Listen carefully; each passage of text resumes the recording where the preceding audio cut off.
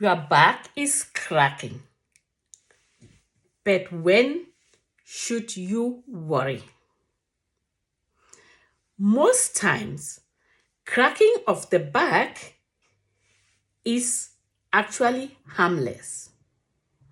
But you should pay attention when these crackings come with pain, weakness, or limited movement.